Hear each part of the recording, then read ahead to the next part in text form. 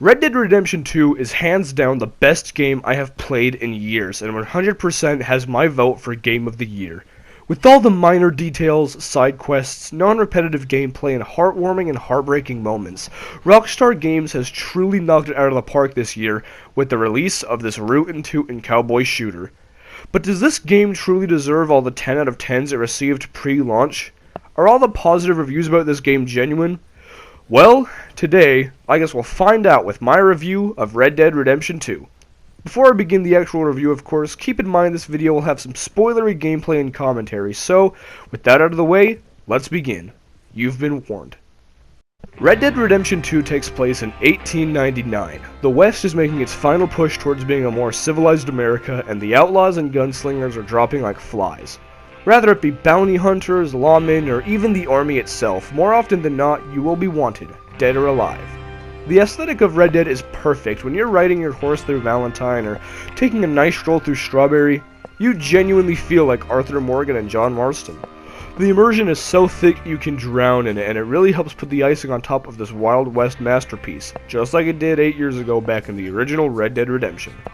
The horses feel like actual horses, the people feel like actual people, the places feel like actual places, and everything fits within the aesthetic the game aims for.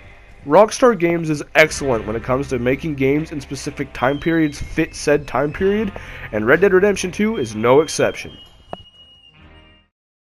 Not only is the game aesthetically incredible, but the story is one full of happiness, tragedy, heartache, regret, depression, anxiety, morality, betrayal, hilarity.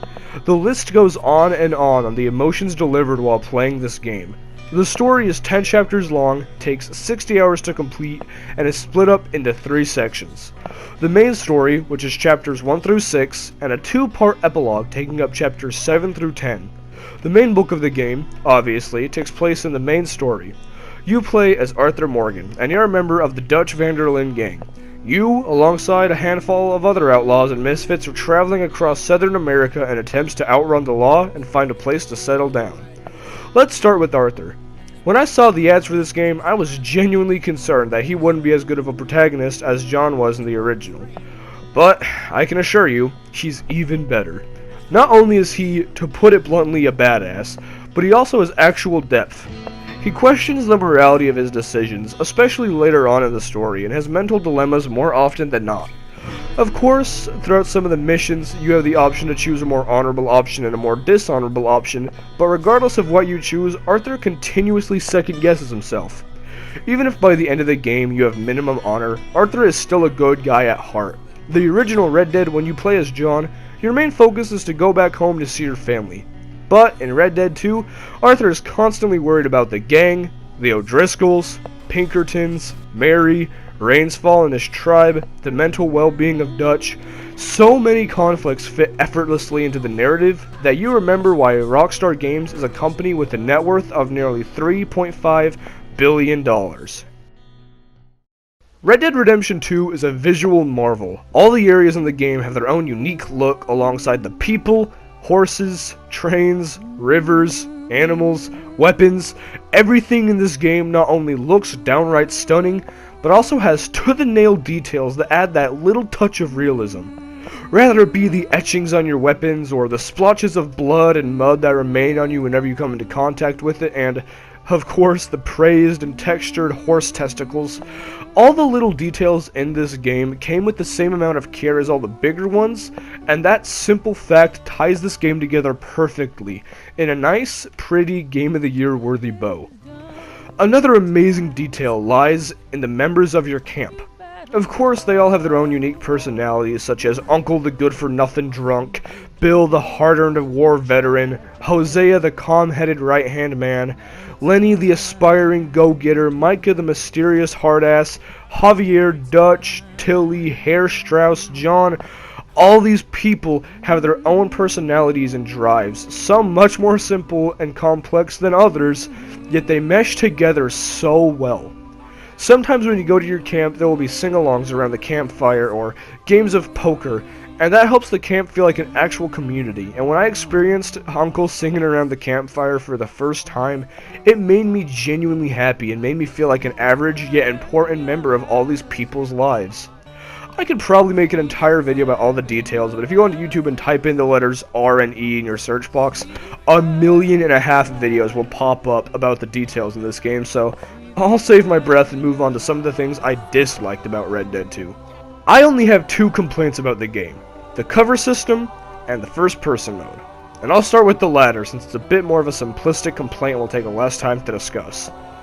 Back when GTA 5 was still a new and relevant game, I was a total idiot and got myself a copy for the Xbox 360. The 360 version wasn't necessarily bad considering it was one of the best-selling titles on the console to date and had incredibly impressive graphics for a game released in 2013 for last gen, but one thing it missed compared to the next gen and PC versions of the game was first person mode.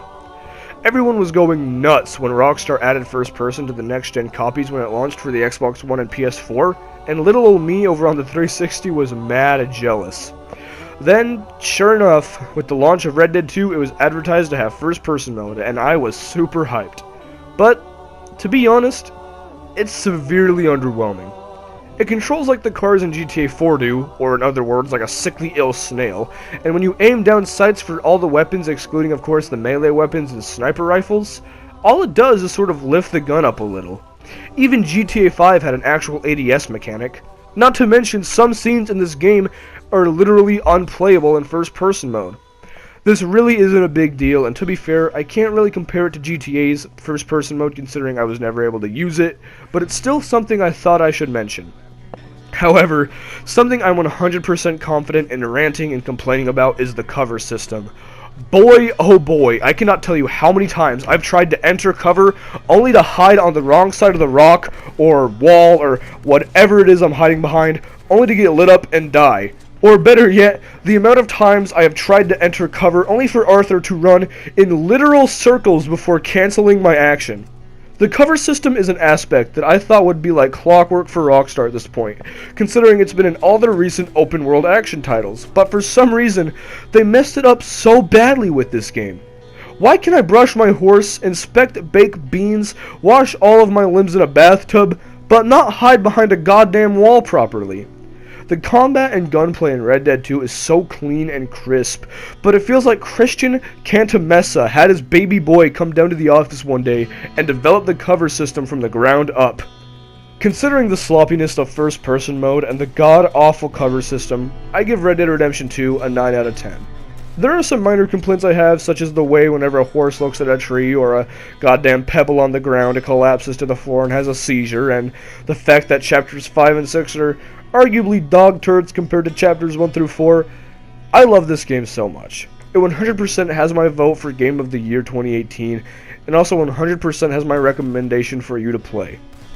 I hope you all enjoyed this review. If you did, please hit that like button. It took me a hot minute to capture all the gameplay and write the script and everything, and hell, there's still some things I forgot to mention, like all the side missions and activities, and how amazing the soundtrack is, and how satisfying it is to do simple things, but nonetheless, I still hope you all enjoyed the video. If you're new here, feel free to subscribe to see some more of my garbage content, and go ahead and leave your opinions in the comment section below. I'd love to hear what you thought about the game, my video, and what you'd personally rate the game as. Anyways, I'll quit my persistent rambling, and I'll see all you guys in the next video.